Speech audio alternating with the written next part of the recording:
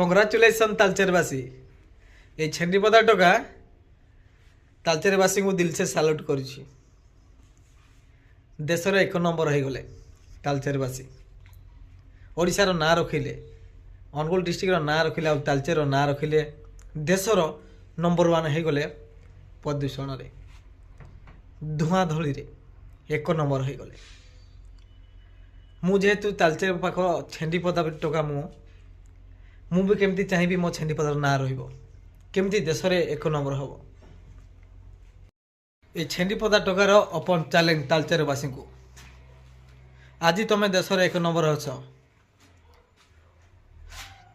ମାତ୍ର 5 ବର୍ଷ ଭିତରେ ମୁଁ ଛେଣ୍ଡିପଦାକୁ ପ୍ରଦୂଷଣରେ 1 ନମ୍ବର କରିକି ଦେଖେଇବି, ଆଉ ଦେଶରେ ନାଁ ହିଁ ରଖିବି। ଦରକାର ପଡ଼ିଲେ ଯେଉଁ ଲୋକ ବିରୋଧ କରିବେ, ମୁଁ ସେମାନଙ୍କୁ ପୋଲିସ ଫୋର୍ସ ଲଗେଇକି ବାଡ଼ା ପିଟା କରିକି ତାକୁ ଏଠୁ ବାହାର କରିଦେବି, କିନ୍ତୁ ଧୂଳି ଧୂଆଁରେ 1 ନମ୍ବର ହେଇକି ମୁଁ ଛେଣ୍ଡିପଦାକୁ ରଖିବି। এই ଛେଣ୍ଡିପଦା ଟୋକାର ଓପନ ଚ୍ୟାଲେଞ୍ଜ ତାଲଚେରବାସୀଙ୍କୁ। ଜୟ ହିନ୍ଦ।